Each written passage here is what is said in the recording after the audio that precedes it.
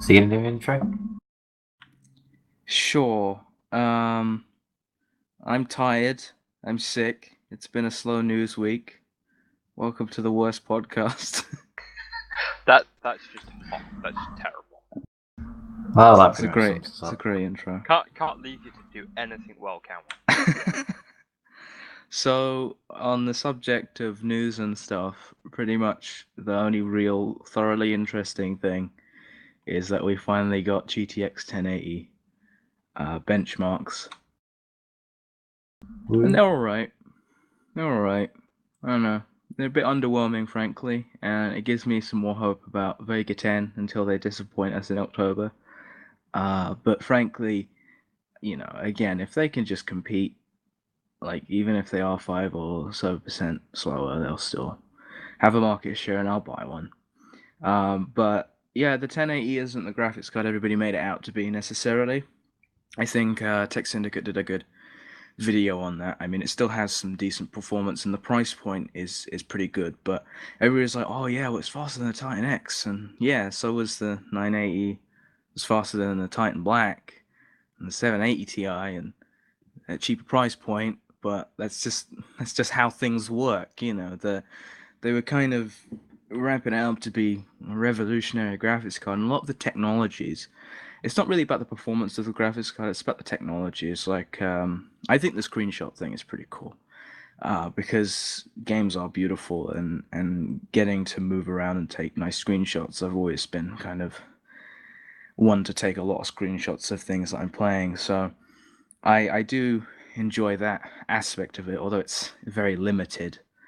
It's kind of like, Nvidia Hairworks. It's in one game. Wow, fantastic. Good development costs there. That was worth all of that. But the VR stuff is the most interesting, and yeah, we can pretty much run it at this point on a 1080. But I don't know, the 1080p performance was pretty damn good. I mean, that's a damn setup. I mean, that's probably why they stuck with the 1080 nomenclature, because frankly it's a 1080p graphics card, because the 1440p is okay, it's not fantastic, and the 4K is kind of underwhelming, frankly. um the Fury X is in a lot of cases faster than the Titan X, and just a little bit behind the 1080. I mean, yeah, still quite a bit, considering, like it's got 8 to 10 to, so in very few games, 15 extra FPS, and that does make a big difference. But it's not the kind of performance increase that I thought it would be, or a lot of people did, I guess. And a lot of the reviewers are saying, "Oh, it's amazing," but I know we'll have to wait until the 1080 Ti, frankly, to see a really fantastic card, because that's what they're going to do. And we had 2,560 CUDA cores on the 1080, and we had 3,000 plus CUDA cores on the Titan. So I reckon the 1080 Ti will have the same as the Titan X, and probably be pretty fast or whatever. Yeah, it's certainly interesting. I do agree. It was hyped up a lot more than what it was. I mean, I felt it was one of those things that there was a lot of kind of speculation of what it might be, and then kind of initial viewings and initial Nvidia of like press release of the card got a massive hype really, really quickly, and then yeah, we got the specs, and it's like, oh, Pretty much.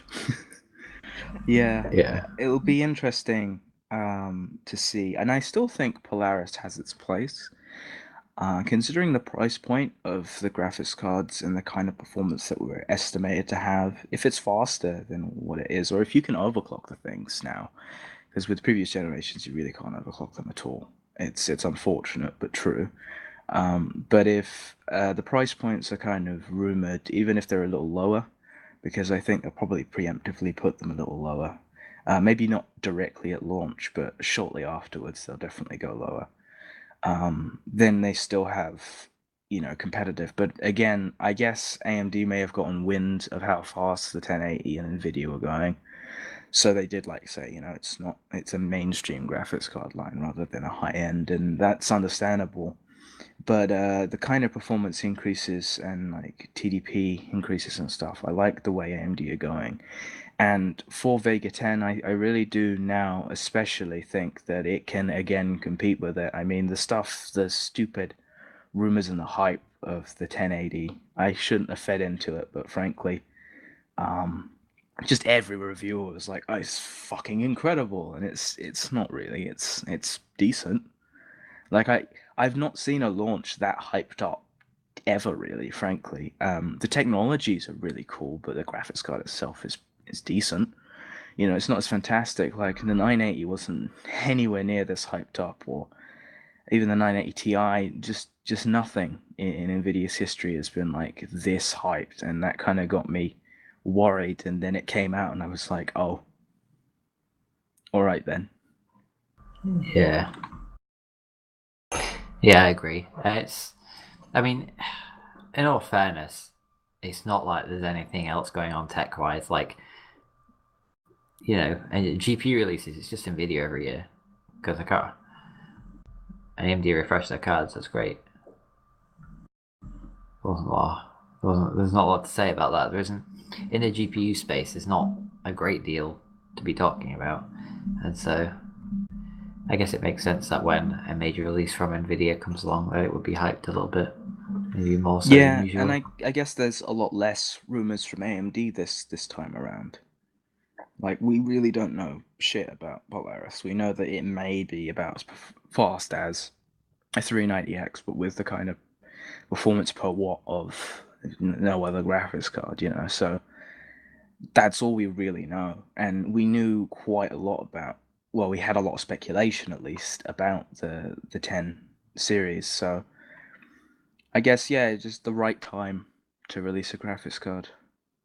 However, I think maybe they should have held their cards a little closer to their chest with terms of release date, because yeah, it's cheaper, but especially with the Founders Edition, I think that's odd. That's an odd choice for sure. A non-binned, non-overclocked, bone stock, non-cherry picked, just bare bones, but with a cool cooler on it for $100 more expensive. It's going to be the only one available at launch, but I think they should have, a bit like the Fury X. Like, a lot of people bought the Fury X immediately after it was launched, and there's the unveiling was pretty much around launch, like pretty much immediately as the card launched, just a few days before all of the specs and stuff actually came out for it. And I think they probably should have done that with the 1080, because they hyped it up so much, and now the hype's kind of dying down as the specs have come out, and we're like, yeah, it's pretty good. So by the time it actually launches in a couple days, I don't know. Has it launched, or is it? No, it's still. Yeah, it's like it's a week away. Yeah. So yeah, I don't know. I just think they should have done it a little later. They're kind of revealing of stuff.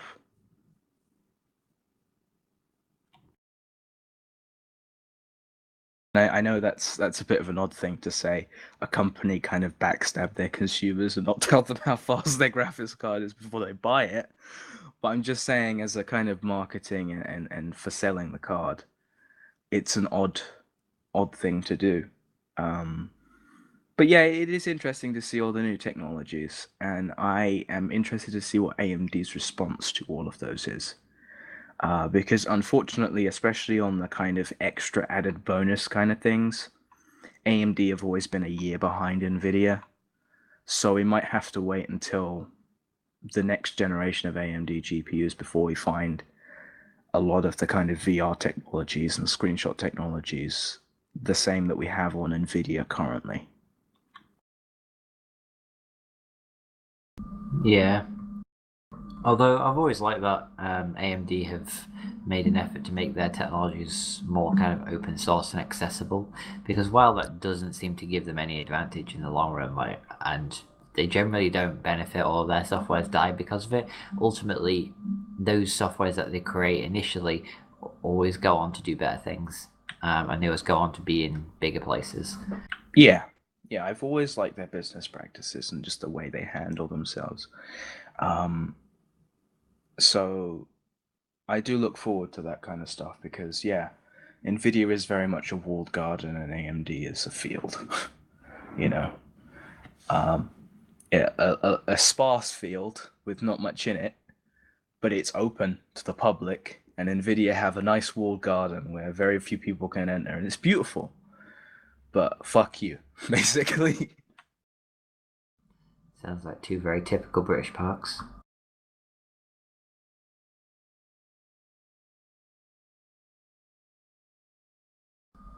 The ones you can walk through are usually empty and trash. Yeah. Pretty much. So speaking of rumors and or Nvidia, there's a rumor that really doesn't have any backing, or it's probably bullshit because nobody really knows about the Nintendo NX. But there is a rumor going around that it may have a Pascal-based GPU, and that would just be interesting because it's the first console to not have an AMD or even ATI, I guess, chip in it for like the longest time. You know. Didn't the PS3 have an Nvidia chip in it? I don't believe so. PS3? I know there was one. It was our last generation. It might have been the PS2. I can't remember which one. I know the original Xbox had Oh, it an Nvidia was. chip. Yeah, PS3. Yeah, it was Nvidia. Yeah. Huh. There's only one this Still last a long generation time. where they haven't. But yeah, you think about that as like 10 years ago. And I guess, yeah. Yeah, but consider that the PS3 is one of their better selling consoles. Well, apart from the PS2. It isn't really. The PS2 did better. The PS1, I believe, did better. I'm not 100% sure on that, but I know the PS4 is doing better and is, forecasted to do better. I mean, I don't think it sold quite the same amount of units, but the PS3 was kind of a failure. It was so expensive to produce, so they didn't make any money off of it. And frankly, it was basically just a Blu-ray player to put in everybody's homes for cheap. And they technically still did better than the Xbox did. Really? I mean, yeah. well, I mean, the Xbox kind of failed with the HD DVD. Yeah. But still, I think the Xbox 360 outsold the PS3. I'm pretty sure of that, and I know the Wii did. Outsold basically both of them, and then the Wii U didn't sell anything. That's what happens when your marketing department snorts a little too much cocaine.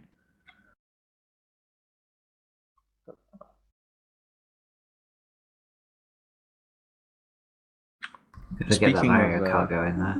Speaking of game developers snorting way too much cocaine, so Final Fantasy, is it 15 or 16? You know, like the one that they showed in like 2006, 10 years ago. Yeah, it was about 6 years ago they showed it. I think it was quite a while ago they showed Final Fantasy 15. 15, yeah. Well, they showed the initial, like, they're working on it and like a very, very brief tech demo in like 10 years ago because they've been working on it for a decade. But we got we got like a gameplay stuff on PAX or whatever. And I know I'm a big fan of the older Final Fantasies, like, up until 7, 8, and 9. Like those are like my golden Final Fantasies because I played the first disc. We didn't have the second disc, but I played the first disc of Final Fantasy VIII like 20 times. Love that game. I only recently played Final Fantasy VII on PC actually, with my Xbox controller, but I played Blasphemy. Yeah, I know. I played Final Fantasy IX.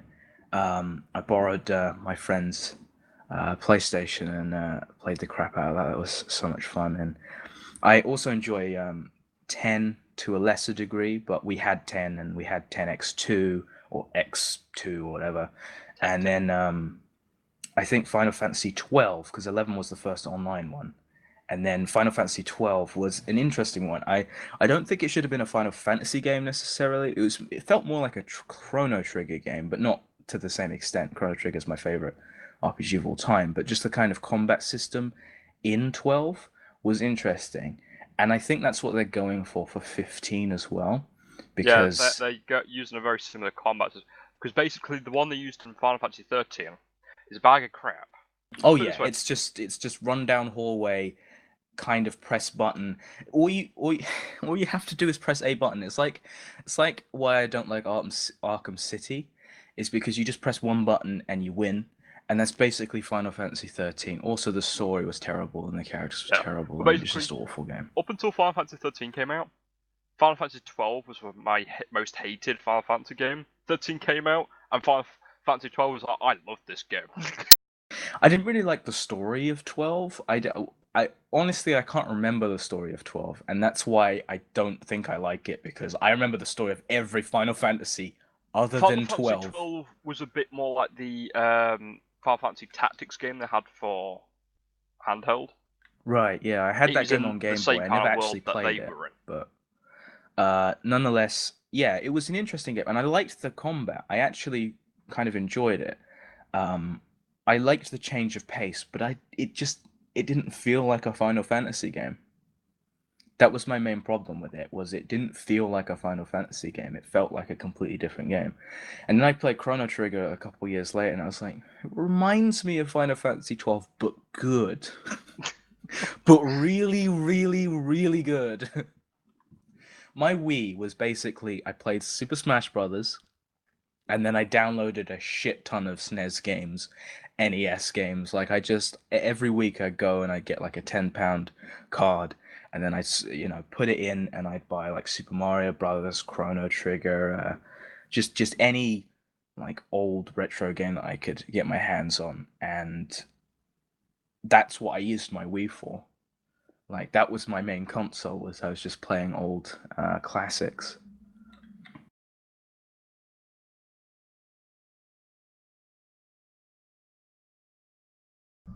Yeah. Let's go back to what we were saying before. The Xbox outsold the PS3 by 200,000 consoles, and that's it. Yeah, so not much, but it's, yeah, still.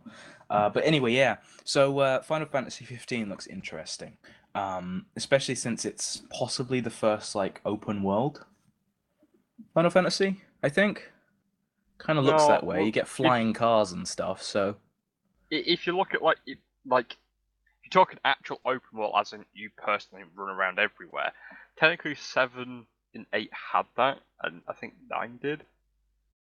Technically, 10 and 10.2 took away you just go to a single place in the map rather than actually flying around it. And I guess at the same, well, yeah, but they all had ways of getting around that weren't just on foot. I guess that's the kind of the Final Fantasy way of doing things. But if you get flying cars and cars in general and stuff, I guess it could be more open world. And yeah, I don't know. It's interesting, and I am very wary of games that take a decade to make, because they usually don't turn out very well. Also, Square Enix do have a problem with just kind of making trailers and stuff for games that don't really show what the game is. Like, they're better than a lot of companies, but they're still not great. But I mean, I like Square. Ditch the Enix.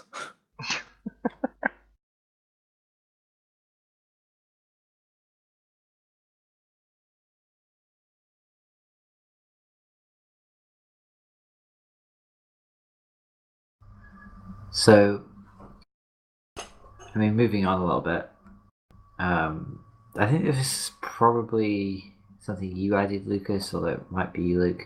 And I read about this a little bit this week. The people getting jailed for YouTube pranks.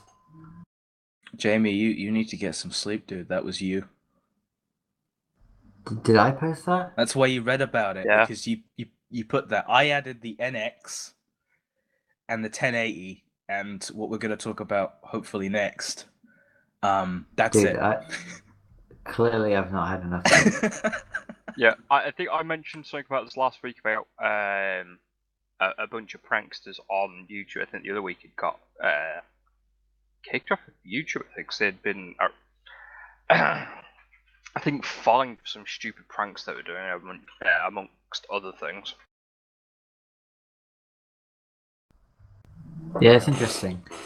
It's been getting more and more out of hand with all of this just YouTube stuff, like the drama of just all of this crap on YouTube is ridiculous, you know. I tend to stay away from most places other than a very few content creators and then tech channels, of which I'm still very much behind on all of that stuff. So I don't know. YouTube has been moving in an interesting direction for a couple years now, pretty much since Google started getting, involved. And so these guys, they did a art robbery prank. And if you watch the video, these people are terrified, like properly terrified. And at the end, there's like 30, 40 people running away, and they're like, "It's just a joke! It's just a joke!" Like, just, yeah, good. Those guys should go to prison. And just a lot of the stupid stuff, like, there was a guy running around saying, "I'm going to shoot you in America." In America, and then playing it off like he was pretending, like just saying he was just foreign, and he was saying he's just gonna, photograph them or videotape them or something like that. Sounds like America is a surefire way to get yourself killed. Exactly, yeah. And like bomb pranks where like a guy dresses up as a terrorist and then throws a suitcase or a bag at somebody, and all these fucking pranks are just getting more and more ridiculous to the point where they did a fucking art robbery prank. Like, that's not just untargeted, these extreme pranks have been like against one person, like the bomb pranks. You throw the bag at a single person, you scare the shit out of that single person. You can control that situation. You could say, "Hey, it was a prank. I'm sorry. I'm a fucking idiot." All right. Or the shooting prank, you could say, "Hey, I'm sorry. I'm a fucking moron. Please don't actually shoot me." But when you do a massive scale, like, robbery heist thing with full on masks and all of this stuff, that's just creating mass panic and is really fucking dumb. Yeah, I really agree. I mean, it's a lot of the YouTube stuff has gotten kind of, and I say YouTube like we're giving it a bad name, but it's elsewhere on the web as well. I think just most prominently on YouTube because that's where the following is for a lot of people. But a lot of things have gotten out of hand, and you see so many kind of prank YouTube channels that I don't know aren't really pranks. Like when you look at it, like people are genuinely kind of getting distressed. It's not, it's not really entertaining. It's just Well, yeah, it's either people living a fucking nightmare or fake. Those are the two options that we have nowadays. It's either you terrorize somebody to the point where they're breaking down and crying in the street and then just say it's a joke, or you hire a guy to pretend that he's breaking down and crying in the street. Yeah. I mean, it is difficult for YouTube because you have to kind of figure out where the line is on that. I mean, yeah, obviously we're talking about a very extreme case right now, but maybe for lighter things, doing a quick prank to your friend, drawing someone's face while he's asleep. Well, the only prank channel that I actually enjoy is Greg Benson from Mediocre Films. He just kind of lighthearted, like he goes around Hollywood and he does like interviews in quotation marks, and he accidentally hits people with the microphone on their nose, like lightly, but just does it again and again until the people are like, what the fuck are you doing? That's the kind of, and he does it in a lighthearted kind of way, and he's quite funny. And that's the kind of prank that used to exist, but that doesn't get many views anymore.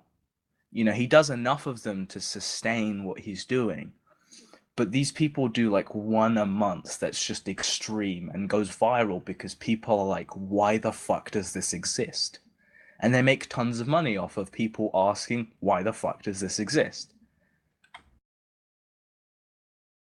Yeah, I think an interesting there's an interesting statistic with the sort of pranks people are viewing and the sort of thing like we're talking about they did this big bank heist and I'm gonna guess that it's probably like the most watched video now, which Oh is yeah. not helping the fact at Before they all. went to prison, actually, I think they had something like 200,000 views. Now they have like something like a million, I think. So yeah, they're probably making more money in prison than they were while free. But it is interesting to see, the statistics on the sort of videos people are watching and where the trends are. Because you say, those sort of videos aren't that popular like they used to be, but it's interesting to see where the viewership is moving.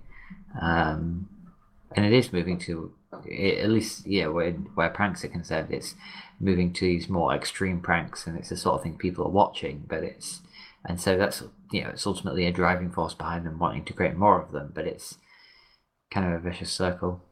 It's kind of like, and to tie this back into games and technology for a second, pre-ordering. There were only very few games that you could pre-order, and then people started getting hyped for games and pre-ordering, so more developers would do pre-ordering, and then you got pre-order bonuses, so people were like still pre-ordering, so more people wanted to get more pre-orders by putting in more pre-order bonuses, and then certain games were terrible, like Watch Dogs and stuff like that. And then, it starts to get to the point of just people.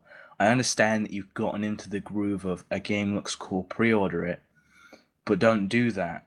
Games that have like an open beta or something like that, like Overwatch, then you get to play the game. But, I think if there's a pre order, you should at least have a bloody demo, you know even if it is but companies nowadays will probably have a completely different game in the demo if we were to do those things again. But Just I think on that point, kind of points. Just to put an example for that, Aliens Colonial Marines. Their demo they showed at E3 when they were releasing it. That portion of the game that they showed wasn't even in the final product that they sold.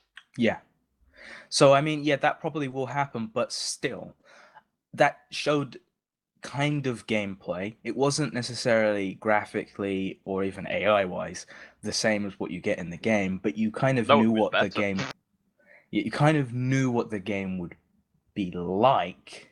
Not actually the same at all because it was terrible, but still, I just think if you're gonna pre-order something, at least bundle like a little demo of what you're or like have a demo and then pre-order or something. I don't know because we have cancelable pre-orders nowadays. I think yeah, a demo with the pre-order would be better because then if the demo's shit, you can just cancel the pre-order. Um, so I don't know. I guess that would be difficult on something like a console platform, but especially for like games sold on Steam, I think you should at least. But okay, demos for console games. That's like it's not a difficult thing, especially knowing that they've got their online store constantly. Ah, I true. had, as a kid, a stack of demo discs for a PlayStation, which were demos for hundreds of games. Each disc had about anywhere between 5 and 10 games on it. Yeah, And I it's like remember those. Like, every demos every are not couple hard to months. do. It's Yeah, every couple months, like we go in, we look at the PlayStation magazines, and we'll be like, that one actually looks interesting because it wasn't every month that like there was some cool demos. Like we'd only really buy the magazine because it's pretty expensive. We'd only really buy the magazine if it had a few games that we were interested in playing the demos for. But I mean, I bought a bunch of games off of demo discs like that back in the day.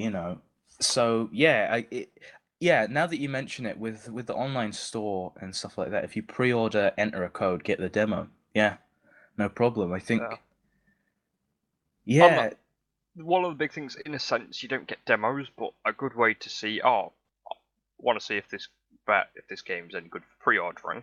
A lot of companies these days do like sponsored stream things on Twitch. They'll give early access copies to streamers to play game. Total War Warhammer has a couple of dozen streamers which have access to the game early. And quite a few have done that, where they've given, as well as you've got reviewers, that you can tell the games which might not be good for pre-ordering when they refuse to allow review copies for reviewers. Yeah. Yeah, I don't know. It's just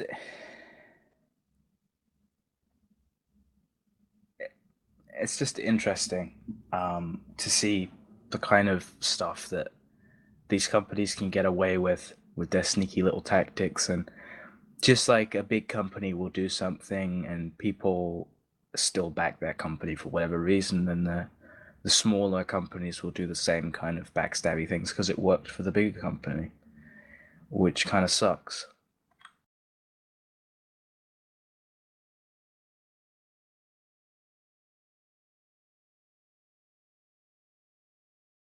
But I've been getting into more and more little indie games, little interesting things like Stardew Valley was a fantastic game. I enjoyed that, and I put some like 70 odd hours into that game, and it cost me 10 quid. That's a value right there. Whereas a AAA game, nowadays will give me maybe 15, and I paid like 40 quid for that.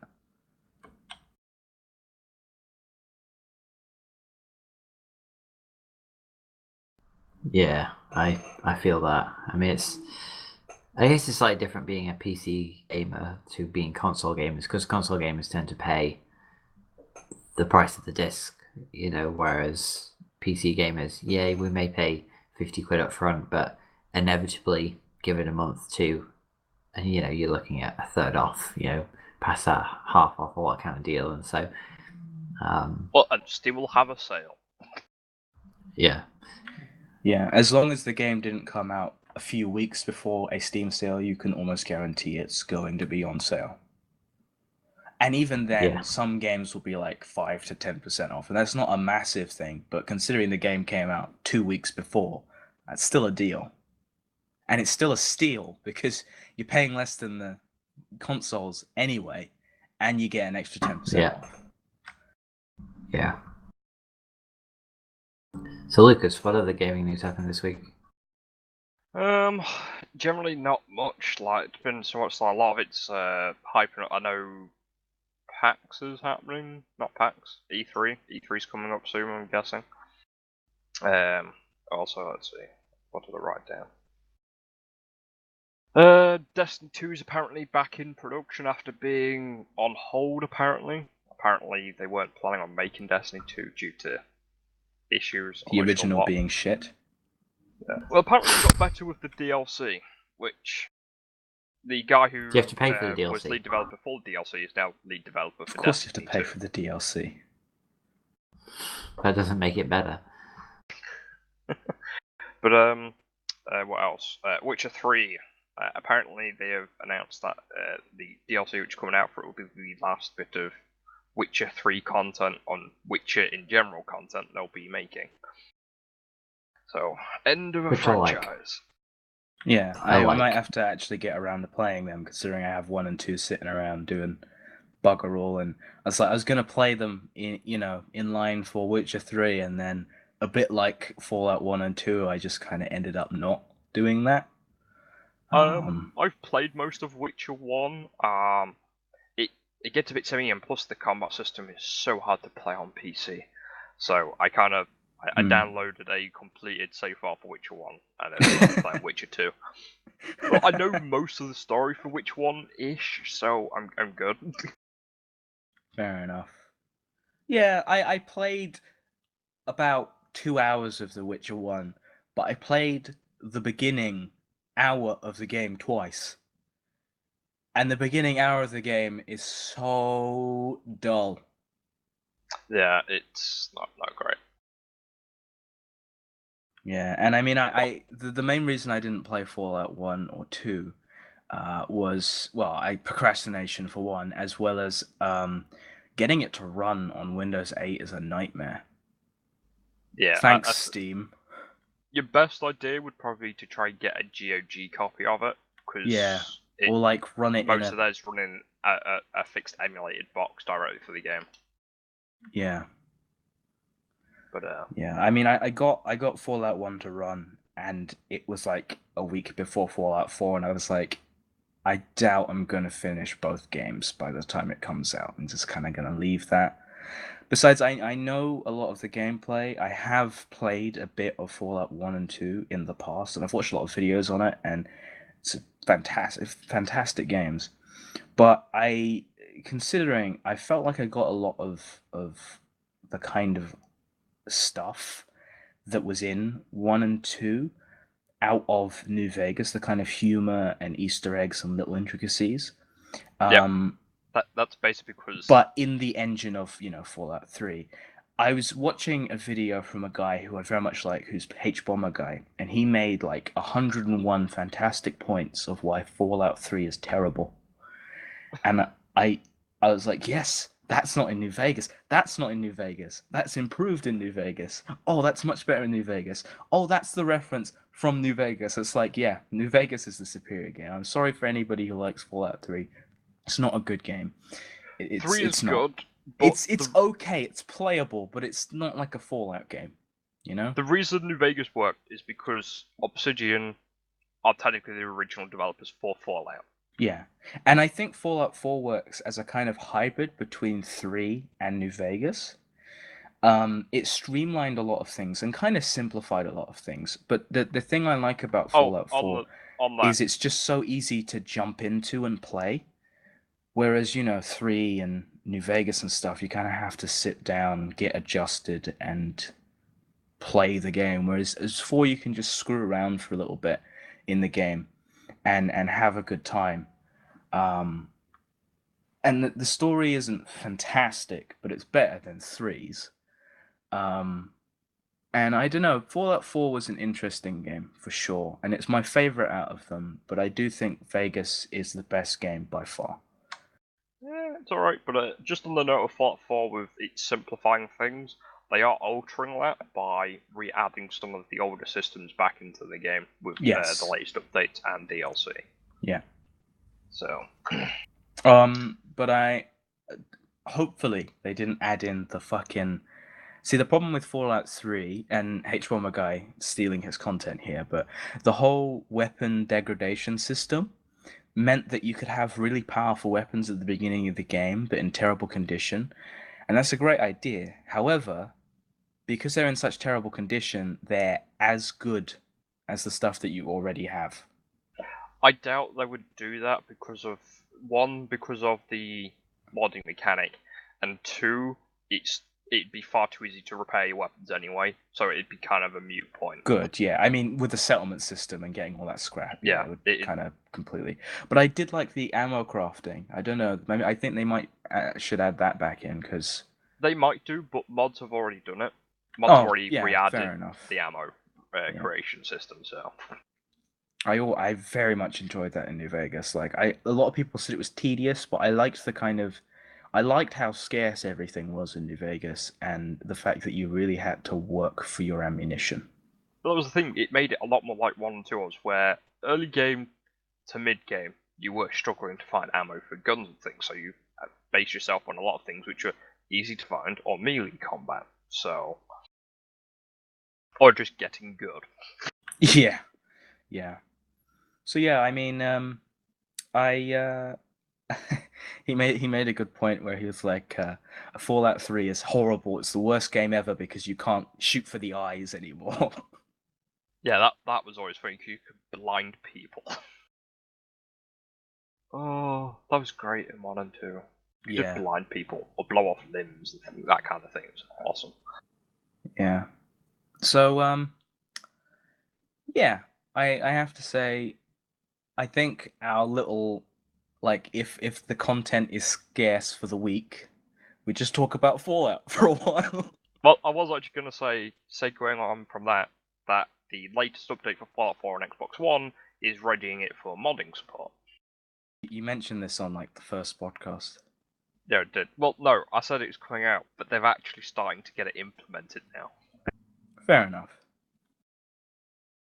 Rather than being Took a 'em a fictional while. thing, it's now getting to be a real thing.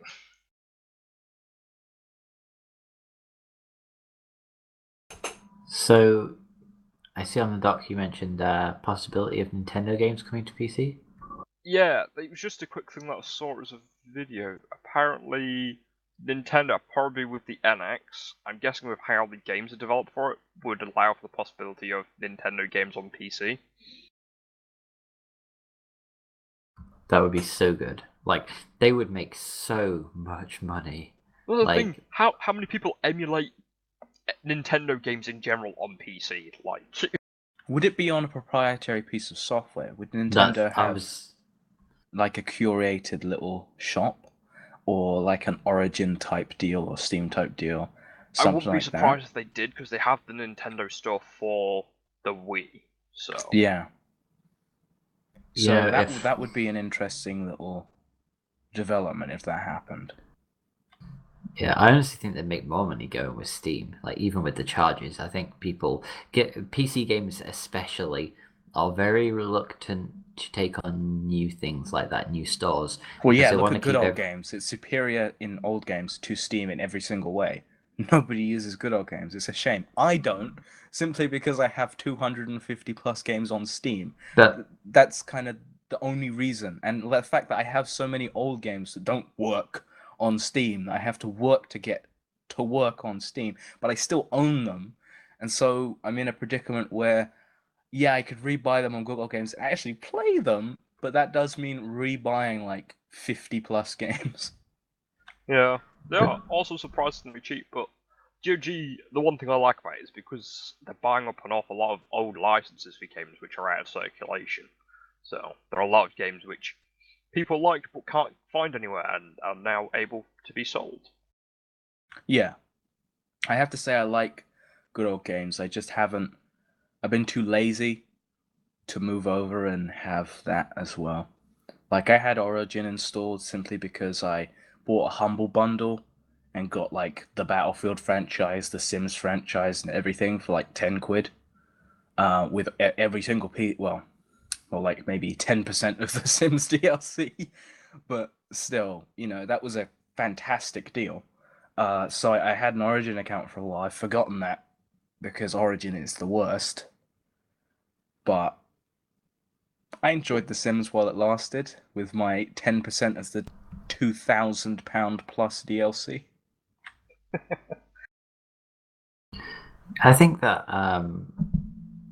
I think that a lot of gamers are going to be in the same boat you are with this. So I think, me, I've got over 400 games on Steam. Like, I'm not going to move elsewhere because it's convenient for it to be on Steam. Like, and I think if Nintendo came and put, even if they brought their own proprietary platform, if they put the games as well on Steam, I think they'd make so much money because there are so many people who just aren't willing to move away, especially in the aftermath of stuff like Origin, stuff that's done really badly, and it's kind of left that sort of thing has left a bad taste in gamers, PC gamers, Well, when it comes to proprietary software. So it's Yeah, but has difficult. Nintendo really learnt from anything they've done? They still do stupid stuff like Star Fox Zero. It's so unfortunate because I love Star Fox, I really do.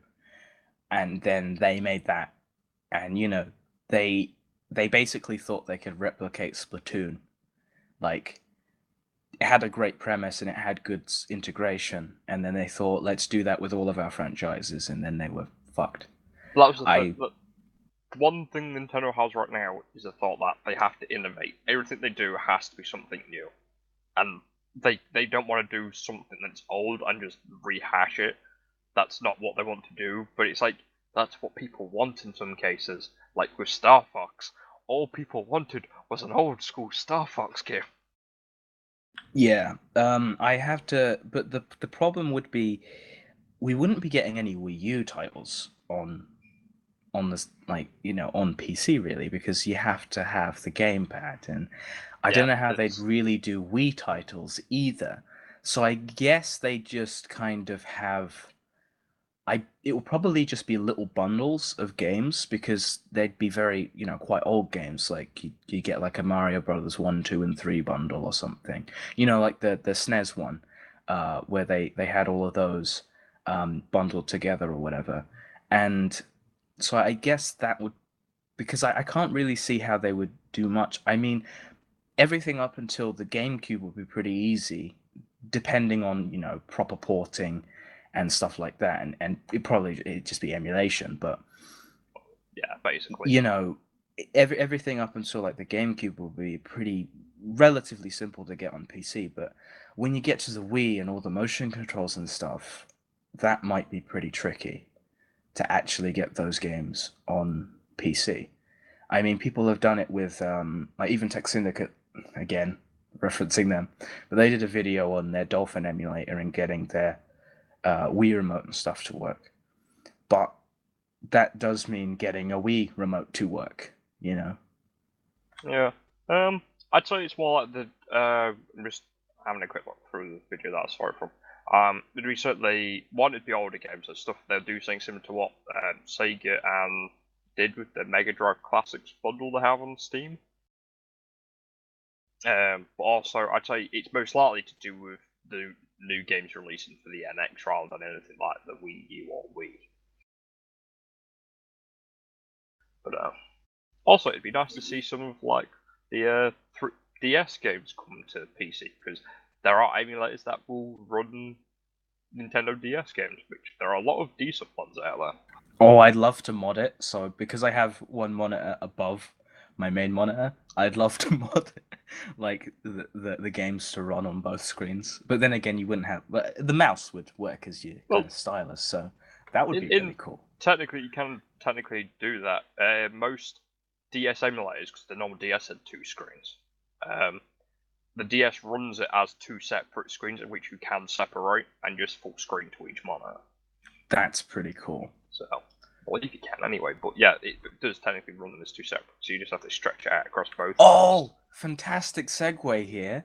But briefly, I don't think they'll do Wii and stuff anyway because the Wii U has like a Wii emulator and you can play all the Wii games on it. Obviously, it's the Yeah. Wii U, and then the NX will probably have. Well, I doubt it will have Wii U support, but nonetheless, you'd still have a Wii console and then the NX Going by console. a lot So of chances, it's not going to have any motion control. yeah, Support, having those kind of games on PC would kind of be detrimental to their actual sales. But nonetheless, as a fantastic segue on multi-monitor support, Synergy, the other thing that I contributed to the doc this week.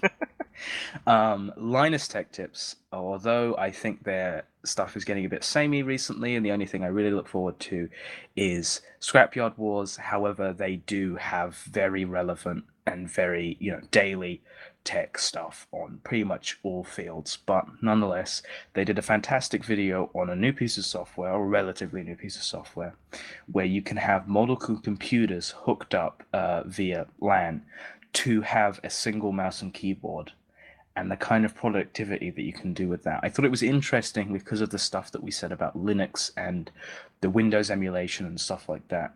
Instead of going through all the trouble of that, you could have like a laptop and your PC all hooked up to your monitors, have one mouse and keyboard, and with a simple piece of software, go to the different desktops of those PCs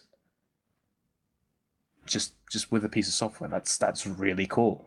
They've basically made a fancier piece of software similar to PC Anywhere. Pretty much. So. So yeah, I just thought that was really cool. I really I don't know why anybody hasn't done like such a kind of like low level this kind of thing before, really. I don't know. It's a really cool piece of software. It costs quite a bit. Like, I mean, for what you're getting and for the people that actually would use this, because you'd have to have multiple PCs, and I mean, frankly, if you're gonna have a Linux, a Mac, and a PC, you've probably got a bit of money anyway. But it's nice because I think it'll also come down to who would be using all three at the same time, or just two. Why would you use two separate PCs at the same time? Well, for me, I would mostly like my primary monitor to be probably Linux, and then I have the one to my right hand side as Windows, so I could play games on that, and then I could have Linux on my main monitor, and probably the second monitor hooked up to that one as well. But being able to switch between and like press tab, Alt tab on a game, and then go into Linux and do things, that would be really fucking cool. But then again, I mean, if I was that dedicated to it, I could probably just do it for free and then emulate Windows, like what we were talking about the software beforehand. At that So, point, there's no point to it at all. yeah, This will true. mostly be for those people with very large offices, which will be using multiple different PCs at the same time to do specific tasks. Yeah, But this But, isn't for like home use because there'd be barely anyone to use it.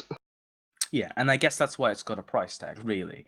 And but what I like about the price tag is it's $30 for the base version, which you can do pretty much everything, and it's $30 for the encrypted version, where all of your data throughout your network is encrypted between the computers, which is pretty cool. However, it's a one-time fee, and that's lifetime for as many computers as you can hook up. See, what I'm interested with this software is, I'm interested to see where it goes on a commercial platform. Just because we're kind of we're talking about it from a consumer point of view, but I work with servers, and we use KVM modules, which are basically hardware that does that task, and we have to have all the PCs connected to that piece of hardware, and then it will pass through the mouse and keyboard depending on where it's switched to.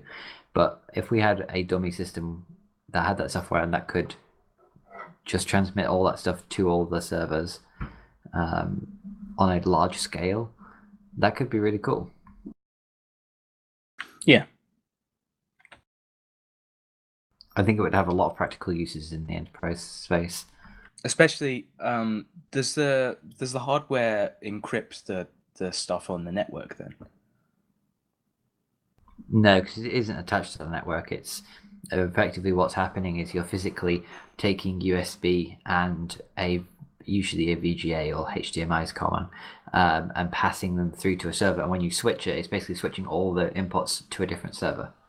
Right. Well, with this piece of software, you could do it all at once rather than specifically switching between them and have it be encrypted. And for a business, a full business, only have a cost of $30. Yeah, that's true. I mean, it's the hardware modules cost significantly more than $30, and although the hardware doesn't need encrypting because there's no vulnerability there necessarily unless there's keyloggers on the servers themselves, which there shouldn't be. So unless Don't it's running open that Windows 10. spam file of a free sandwich down at a shop that doesn't exist. Damn. I was really hungry. They're my I'm sorry. favourite I ones. just wanted a free sandwich. So that's pretty much how everybody hacks in to anything on television. It's just, let's send a spam file. Yeah. So easy though. But we're not here to get into hacking, so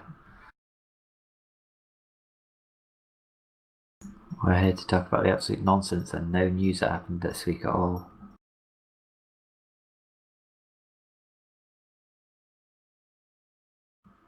Then again, on the subject of hacking, everything's going digital. Just about everything. Like, they've been talking about getting rid of money for a very long time now. Like, I think Barclays are one of the leaders of that. About trying to just get rid of money and just use cards and stuff like that.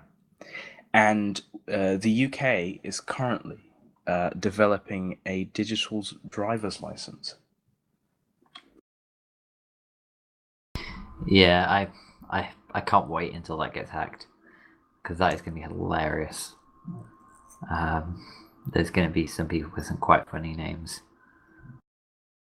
But I mean, ultimately, if you could have your driving license just on your phone, because I mean, ultimately, I think currently even my debit card that's like on my phone, using RFID or no field communication in the phone, and that's just convenient. And I think it's just moving towards convenience. You're not gonna. I think in the future you're not gonna have this. You're not gonna have your wallet anymore with like all your cards in it.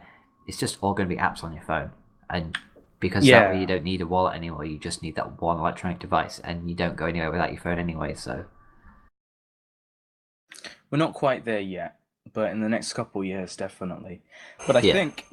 I think with these kind of things, you should still have a hard copy somewhere. Like, because I mean, if somebody has the hard copy or if somebody has your phone, you always have the backup, basically. Oh So yeah, you can kind of I prove who you are. honestly doubt they would go all digital immediately. I think they would probably assign you both, um, and just tell you to keep it for backup. Or they'll assign you kind of um, they'll assign you maybe a cut down version of your driving license as a physical card that you could Yeah. also use, as well as a digital copy. I doubt they would go And yeah, and the immediately into digital full copy digital. would be the full thing Yeah, because it's backed up on a server. It's relatively secure. So yeah, that would make sense rather than having a fucking piece of paper in a filing cabinet somewhere in the office. Actually have like proper online cloud supported driver's license with all the information. So yeah, and then have a relatively cut down hard copy just as referential information for specific circumstances. But it will be interesting to see in the next 20 years what all of this stuff looks like. Will there be hard yeah, copies at that point? Will we have eradicated money? Or it was interesting because we were talking about cryptocurrency, and trying to do stuff like that because even when they get rid of money, we'll still have like warehouses and stuff with physical valuables, be it a gold standard or be it hard cash. We'll still have something to reference the actual digital money system. So it will be interesting if we do get a cryptocurrency and we start spending on that, because then will that still be backed up by this, or will that be the new proper standard currency? Will that be the baseline of what all of these things are worth rather than those things are worth money? You know? yeah. I know what you mean. It's certainly interesting to see where things could go. I mean, it's especially when you start looking at the fact that we're already in a position where house appliances can now kind of start to talk to each other. Like that software is kind of the very primitive version, early versions of that software are available, and people are just starting to kind of get parts of that connected. I think look 20 years time, your entire house is going to be connected together, and it's all going to know what everything's doing, and you're going to have a lot more control over that. And I think everything being digital, I mean, difficulty always is security and that stuff, but it's just one of those things. I was gonna say most. It's like if you consider it's like money is like using digital money. It's like most people do it these days anyway. The only real form of hard like currency we have is a credit card or a debit card.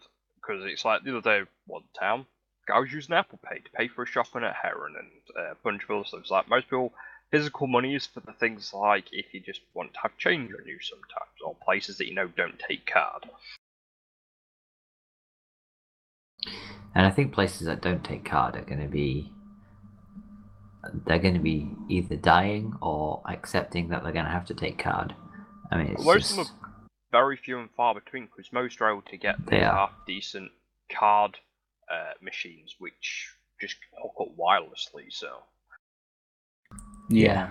I've not found a place that doesn't use card around here, although just most people around here still use, hard cash, really. I mean, you go into a fast food place and they'll still accept card, but I've paid by card in a fast food place maybe once. So it's there, but it's just currently, especially in Southeast London, not necessarily being used as much. But then, I mean, you get paid via credit card. If you don't get paid hard cash anymore. It just doesn't happen unless you work at, like, I don't know, a corner shop or something, or a a very small business. But if you work anywhere that's got like multiple locations, or anywhere that's doing well, they will pay you via bank deposits. Very few do cash in hand payments for employees, for the pure fact that it's very easy to hide that you're paying someone cash in hand. So you can basically say, oh, this person actually technically working for me in a sense, because the government has no record of you being paid through transactions. Right. Plus, like, the reason most places will pay you through bank transactions is for tax purposes. It's far easier to track how much you're being paid for reasons for tax and things. Yeah. It automatically goes through them to start with. Yeah, well, it's definitely interesting to see what the future will hold, but I don't think there's been a period of history that it hasn't been interesting to see what the future will hold. So,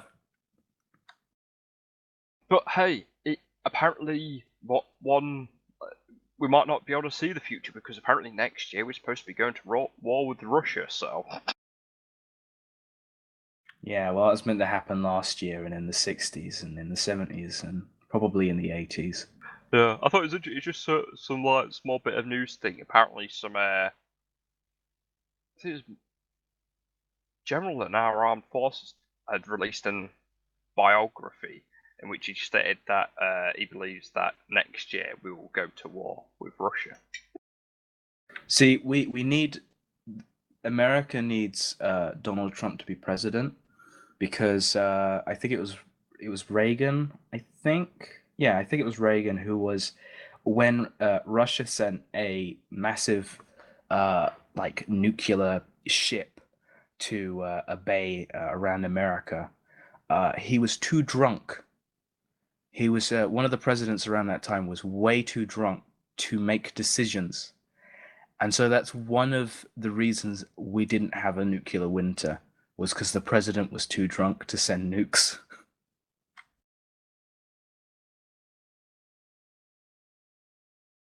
So maybe Trump will be too occupied building walls to send nukes. No, because he'll be allowing every other country that we currently don't allow to make nukes to be allowed to make nukes. So.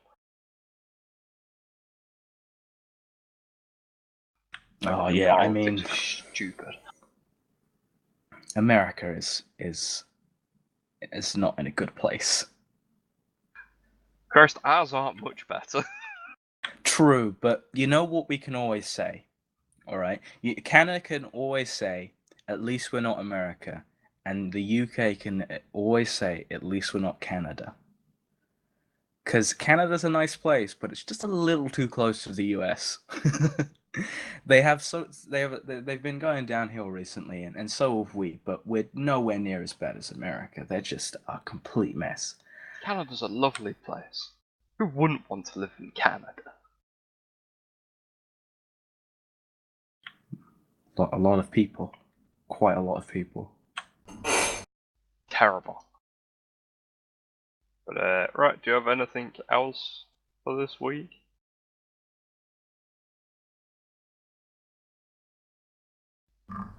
No. Not really, no. It's been a slow week, okay? Yeah. Guys, people need to pull out their thumbs and actually start releasing stuff so we have stuff to talk about. I know. Yeah. Main thing this month is massive game releases at the very end of the month, and just a million films coming out. Yeah. It's pretty much it. Like, no real tech news. But yeah, I am hyped for Total War Warhammer though, because it looks good. And Dawn of War 3, we know. Yeah, and Dawn of War 3, so yeah. That one's probably later this year though. But yeah, I have to 3 say, days and Total War Warhammer. Yeah. I might have to check that out, because I have been a sort of Total War fan. I've played a few of them. I not really played them extensively, but I used to go around to a friend's house after school, and we used to play Total War Shogun 2, I believe it was it? Yeah, the Japanese one. And we used to just mess around with ridiculous stuff. And just that and then I'd go home and play Age of Empires 2 HD with him and Civilization and stuff. So I'm a fan of those kind of games, those kind of strategy games. But I never really got the Total War games myself until they were on sale, the massive everything pack for like 30 quid. So I never really did, and then after I got that and I installed every single one of them, I haven't played any of them really.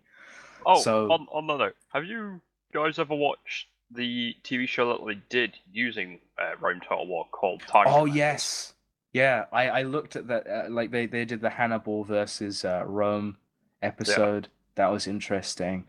Yeah, it was interesting to see that kind of show, and I think especially nowadays that could work even better. Frank, On that obviously note, not using Rome something 2, but that you know. they've been using for promotional material for Total War Warhammer is the Yogscast are doing sponsored videos in the form of Time Commander episodes using Total War Warhammer. Oh, but I haven't wanted to watch Yogscast since I was 15. Okay, these videos that they've done for it though are brilliant and they are hilarious. Fair enough.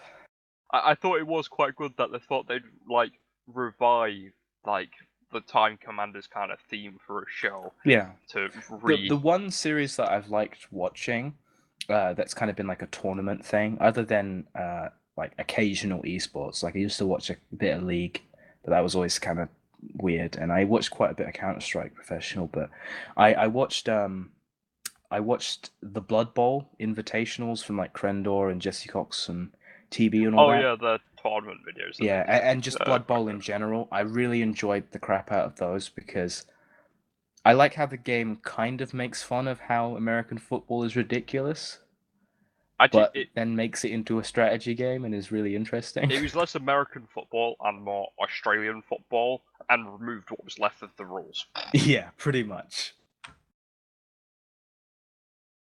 But the idea of Blood Bowl was, rather than all the races having these massive scale wars, they used Blood Bowl to solve their differences. Yeah, I really like the premise and just the gameplay as well. We should definitely like all get Blood Bowl and just mess around for a bit. That would be fun. We do already. You have, damn it, been missing out. Blood Bowl. Well, not have Blood Bowl too. But... Yeah, I'd probably get 2, to be honest.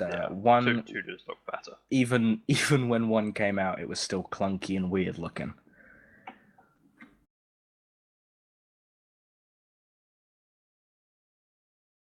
So yeah, I think that's about it for this week. It's been a slow week, and that's about it, really. Just another good week. So, gonna tell them where they can find you? Oh, is it that shameless promotion portion that we do now?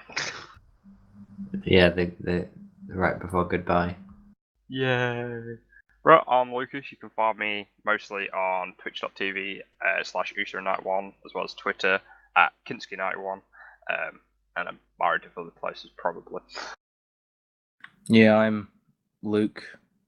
I'm found at Alcarius, Endgame, or whatever places, you know. I'm around. You're terrible at this. On Twitter, that's pretty much it. Because I don't use social. I don't watch the news, like real life news. He doesn't I don't do use things. Facebook other than Messenger. Occasionally, it's mostly just me and Jamie being like, "There's no news." I use Twitter like maybe once a month, and I have some kind of obscure tweet that nobody will understand. So yeah, I mean, that's me. I'm fantastic at this portion. Same as promotion. I don't do anything. Yeah, I don't do anything either. if you found this video, you can find me right here. Like, yeah, not much to say about that. Well, I can safely say that this episode wasn't as bad as last week's episode, but it was No, it still was pretty not. terrible. So, And it was not as bad as we thought it was going to be. We found stuff to talk about. yeah. It was alright. Hopefully Anyway. we'll actually have some stuff to talk about next week, so... Wouldn't count on it, frankly. I know I will be completely out of the loop because Overwatch launches in 3 days. So we'll have lost Luke. It'll be a 2-man podcast yeah, next week. I'd just be like, nope, sorry, Overwatch is happening currently. But anyway, thanks for watching, and I guess if you've got nothing better to do, tune in next week or don't, or whatever. Yeah, we don't, yeah, whatever. Because it doesn't bother me. I'm guessing we'll see I everyone won't cry next too week. much. If anyone decides to watch. Or turn up. Yeah. I mean, seriously, if it's as slow as a news week as it has been the last 2 weeks, then we're going to struggle next week.